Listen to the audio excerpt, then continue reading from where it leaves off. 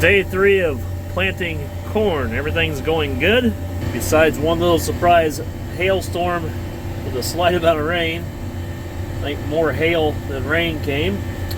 It is dry and it is early. Planting is well underway in our area. Let me take you back to getting the planter set up, and then we'll catch back up later in the video. Alright, we're getting the tractor hooked up here. We did have the 5th remote added, even though we don't need it, but the tractor was purchased with it, so they put it on. Planter takes 4, and then these 3, return, load sense, putting the generator on. Then we gotta get these bushings here, make sure they're lined up for the hooks here. And this one here had to be ground just a little bit, because I think this quick hitch at John Deere just didn't quite get it just perfect. And this is the bigger welded quick hitch. We wanted to cast one like an 80 AR410 heb. This is not what we ended up getting. And we're muscling this generator on here, which needs a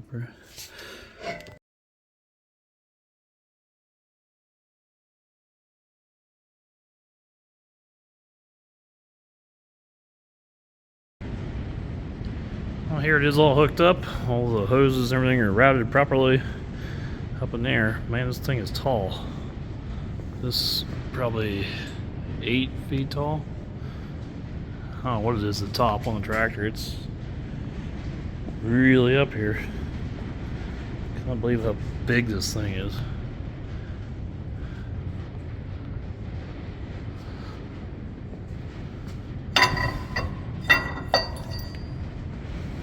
Now I just need to go over everything, check the units, make sure stuff's adjusted, start working on settings, things like that. And I need to familiarize myself, because this planter's had a lot of updates over our other one. We'll be ready to go here soon. Alright, a little bit of a Bearcat here, but generator's on, got the thing coupled by myself. You cannot see this quick hitch, and it's just, since we're on this bigger category, we're on this outside block instead of being on the inside block. So it's just quite hard to hook up. Shims are in, lines up, everything looks good. Now we're going to start working on this spaghetti web here. Alright, we're going to do an in-furrow test here. Got the truck here charged up with fertilizer. Now we're just hooking this up to a garden hose. We're just going to do an in-furrow. It's cleaning out the RV antifreeze. That's why it's pink. Big planter. Cannot believe that I'm really in shake. Just sitting there on that tractor. And we'll check on our sections. There was 4. These are your controls.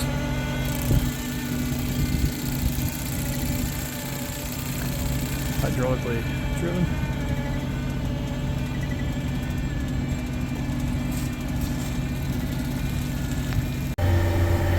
Cruising along on this 80-acre ridge.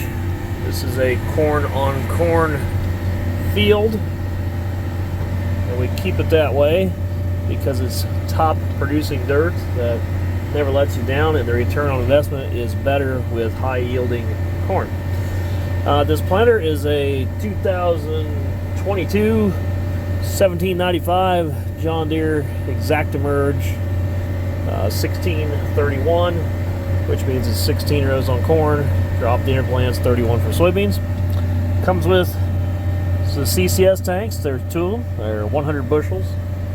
And it has the liquid ExactArray in-furrow fertilizer, which we are putting down a concoction of different things to help the seedling have a food source, protect it, and stimulate growth at an early age, which should aid in yield. And I have the tractor set here with the monitor on the armrest. So we have our corner up here, our extended monitor, and we're running both these on a split screen.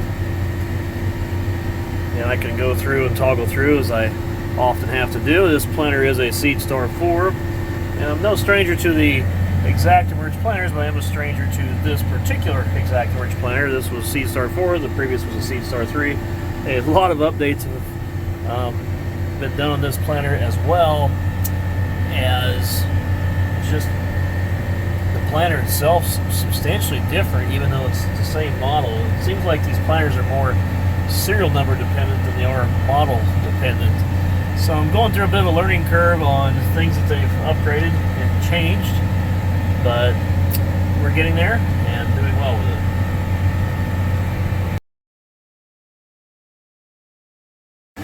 And it appears I had my phone turned the wrong way when I shot this clip, and for that fact, a complete lack of YouTube videos. But in consideration for what this channel makes versus actually getting the crop in the ground, with the learning curve that occurred with this planter this year, just time frames, it just made more sense to forego filming and actually just get the work done instead. I like to take this channel to new levels, and I have the equipment and ability to do that, but I severely lack time. Again, this is a 2022 1795 ExactEmerge 16/31 with the inner plants down. In 2022 would be when you started to see the new tanks, new decals, and several other upgrades on the planter. For anyone who doesn't farm or not familiar with John Deere equipment, what is the ExactEmerge I talk about? Well, John Deere sells 3 levels of planters. The first being the MaxEmerge, second being the 5E, and third being ExactEmerge. All of the John Deere planters that are in current production are what they call the 5 series. So like this one's a 1795, ends in a 5. So it has the 5 series row unit. 5 series row unit is the same row unit used on all the 5 series row units, meaning that you can buy it in a standard configuration from a ground drive or hydraulic drive. You can buy the 5E, which is an electric drive meter, so it'll do corner compensation, stuff like that. Or you can buy what this particular planter is. It's called the ExactEmerge, which means it's the high-speed planter, which has the updated different style meter, and then it has a belt delivery system that delivers it to the ground, which has the ability to plant like up to 10 miles an hour. And it's going to be your highest dollar package. Now, all of those use the same shank unit. By shank unit, I mean the cast frame that houses the cutters and everything else. It's just the meter housing and how it's driven is basically what dictates which package it is. Where again, it's a standard, a 5E, or an ExactEmerge. But anyway, this is the ExactEmerge. Right now, I'm going 6 to 7 mile per hour range, just because of the ground conditions are a little rough. With a standard planter, it is recommended to only go like 4.5 miles an hour, especially in higher population planting. Now, I know a lot of guys will argue that. There are guys that go faster than that. But in my experience, you don't get as good a stance over those speeds. So what is the ExactEmerge advantage for the cost or upcharge just to get this package? The advantage is going to come from your placements and your ability to get more acres covered. So you can go faster, so you can get more done with the planter. That's for starters. But we've noticed on an ExactEmerge that if you get out, it is a picket fence. It is an absolute guaranteed picket fence. There is no skips. There is no doubles. It is perfect. And if it's working and you have it dialed in, which is a little harder to tell because you're relying on monitors and sensors, because there literally are no shafts or anything turning back there that you're going to see. It's a wiring harness that hooks up to 2 electric motors on the unit. Now, I said earlier in the video, it's a generator that goes in the tractor. It's actually, it's an alternator. I'll correct myself. It's an alternator. It's a 56 volt alternator. It slides in the PTO shaft. They do have an optional unit that mounts on the planter back there. It's hydraulically driven, but I don't like those because if you buy that option, you have to get the battery bank and then maintain a bunch of batteries on the planter. And I'm going to catch hell for running my marker. And yes, I do run auto track. This field's very wavy. It needs terrace, and we need. It's just rough. So I run a combination of both because I like to be able to square up my rows. And maybe you're going to go out around something, and you're going to auto track's going to want to follow that. So I just run a mark that gives me a sight line where I can jump on the steering wheel myself if I want to, and correct things and clean it up. So I'm going to run both on this field. But yes, I do run the auto track a lot, and a lot of times I actually run the marker and the auto track at the same time. If you don't like that, I don't really care. This planter is a Seedstar 4, which Seedstar 4 is the programming. Now, our other planter was a Seedstar 3, and it also was an exact merge, but it was an older one. It was a 17. In 17, they did not have the hydraulic downforce yet. It was coming, but it was not available. So they had what they call active air, which means it was an air pneumatic downforce, but it was adjustable on the go. So it was okay, but it wasn't what these newer hydraulic units are. Now, this particular planter has a lot of bells and whistles. There's some things I like about it, and some other things I don't like about it. One thing I don't like about it is the fact that you have to have every single thing hooked up to even move it. I mean, if you don't have your alternator on your PTO, and you don't have all the wiring harnesses plugged in, and you do plug in the ISO so that you can unfold it, it will throw a huge fit at you, flash warning lights, and actually shut the engine off on the tractor. The other planter just had a little control box sat back here. This planter does not have a control box. This is when they went to, like, I have the markers right here, and I can go in here to, if I can show you here on the next page, right here where it says tools, and I can go into frame control, and then that's your control box. This planter has auto vacuum, which sets the vacuum automatically. That was on the other planter as well. Then you have all these settings down here for population, downforce, and anything else. That was on the other planter as well, but it was in a different layout. Now the auto vac is majorly improved on this. What is auto vac? The auto vac is basically a way that the tractor communicates with the planter. So as your hydraulic oil heats up or cools off, and it says, hey, I need so many pounds of vacuum, it'll tell the tractor to increase flow or decrease flow. So in other words, your skips, your doubles, your picture perfect placement stand is much more consistent. All right, I had to get out here for a small correction. Good monitors are really important. Anyway, thought I'd show you a couple of key features. This is what they call the exact apply or exact rate system here. So you got your computer, the keypad. This is a hydraulically driven pump, whereas you used to have a ground contact wheel down to the tire. So that's a big improvement. And over here you have your fill location, and you can hook up. They do have a hitch on here. They do have a way you can just pull a trailer and force it through there back to the front tank. If you notice, the stairway is a little bit different on this. Changed the metal a little bit, and all new lights, and obviously the new tanks. This particular planter, again, it's a really tricked out planter. So we got the pneumatic closing assemblies, spoke gauge wheels.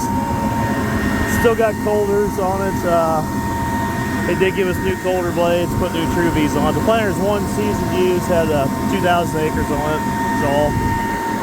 These Truvie blades here are the originals on the inner plants, but the corn units are new for this season. And we went ahead and put the copperhead closers on for the corn. And in corn, we're not running the colders, we're just running a residue manager. So we pull the colders out. That's a colder residue manager combo. That's a Yetter 2940-10. Now they make a 2940 just direct. It's called a 2940, not the -10. -10's with colder. That's also pneumatic adjust. I would prefer if this planter just had the straight 2940 on it. Now as far as these, they're doing a really good job of closing. You can see the little dimples here in the ground. See the little dents. It just kind of massages in the seed, whereas these just press it in. And really these were designed back in the 70s for tilled soil. And again, then we have our hydraulic downforce. On the other side of the toolbar here, we have our ExactApply, ExactRate system. So same thing as a sprayer valve body. You're gonna have a electric controlled valve body. And that goes out for 2 rows. And then you have your liquid tank here full of fertilizer. And of course back there we have our seed tanks. And you can see how it just U-bolts onto the frame there. This particular planter, I spoke for it about a year ago, and the guy trades every year, trades in the John Deere dealer. I looked at it, I decided I wanted it. We'd run our 5 seasons. It was time to make an upgrade. The reason I wanted to go bigger was because the 8-row corn head is what works best for our soil, our land, just our topography, because things are a little tight. So we knew we wanted to be with the 8-row. It's what we could kind of afford, was an 8-row. I like a 12-row corn head better, but in our soil it really it's probably more ideal. Anyway, so with that being said, I can plant corn on my own this way. And we'll come back to our planter later, but this planter is going to work out well for us in size. We've been 1631 before. We should have just probably stayed there. 40 foot of swath. Anyway, so I saw this planter. This is what I wanted. I spoke for it. I made the deal under the terms and conditions of 2 things that they had to honor for me. They had to get it cleaned up and they had to put it inside. They said they would do both, but then as I found out, the John Deere dealer actually never did either one of them. It sat out dirty with liquid fertilizer over it for almost a year. Never even got put inside, so I was not very happy about the deal. I went ahead and ordered it and took it. They did take some off the price because of it. I took delivery on it just because I'd sold our others, and because I didn't want to be the guy to sandbag them at the last minute. But I wasn't very happy with the way that they handled the sale on this particular unit. And it's a nice planter. I knew this was available. But another thing is I began learning planters and assembling that 1785, which you guys will see that coming up. Just a little late in the ball game here, getting the last few little parts put on. We're still going to try to run on soybeans this year. I don't know, as early as we're going. I never expect us to be in the field this early, but maybe it won't get used. I don't know. I'm about fit to be tied with trying to get the last of the parts for it. But this planter, I really like a lot of things about this planter. I like how they've done the SeedStar 4, although there are a few points in the programming I feel to be a little bit complicated or overly complicated, and I feel like maybe they should have done a few things a little different, easier, or maybe if you had like a 3rd screen somehow, which I don't know if you can even hook up, it would be a little easier yet. But that's one place I'm a little conflicted on. But like the Yetter system that I was talking about on the outside there, that Yetter system used to require a separate system on the other planter, and it ran through your virtual terminal display, whereas this planter, it's essentially completely integrated. And that's what I was looking for, was an integrated system. So I really like that aspect of it. I mean, that integration's awesome. The fertilizer integration's awesome. They've made a few toolbar improvements, not very many. Basically, this toolbar goes clear back to 1790, but they have made a couple of improvements, but I feel that they still lack in other things on the toolbar, such as like a wing downforce system. I feel like their tires are not quite adequate yet. They've improved the tires, but there's still just a few things about it that's lacking. So I'm a little bit love and hate with it, because I feel like there's still some room for improvement. But then again, there has been a lot of improvement. Now that planter that I'm building, I've learned a lot about planters and learn what I would like to put together on one. I've really considered either selling this, or I kind of wish I'd never taken delivery on it, to be honest. But I almost feel like building a planter, and it'd be a 1631 exact version. But I feel like there's some kits and some ways of tricking things out and doing things that I can almost do better than what's here. Although I don't have the ability to do some of the integrations that are on here. So ideally you would take this planter and just trick it out, but you're talking a pretty expensive tool that I would hate to essentially modify, although I know the modifications would be better for it. So I don't know, we'll see. If I keep it, pay it down, then I will go ahead and trick it all out. And if I get a while here, I may just sell the thing. I'm not sure. Looking at the December futures on the grain on corn, you know, we're shooting for higher yields. We're really dry here. I mean, there's this, you get down 20 inches deep in that subsoil, there's just nothing there. I mean, it's in the top end and that's it. So I think we're going to sprout good, but it's going to take a lot of timely rains to really have a good crop. And I'm skeptical if we're going to have a good crop. I really am. It's just so dry. One thing, if you actually had subsoil moisture, but after last year, we don't. So anyway, obviously, your income's going to impact what you do or don't do with the tool.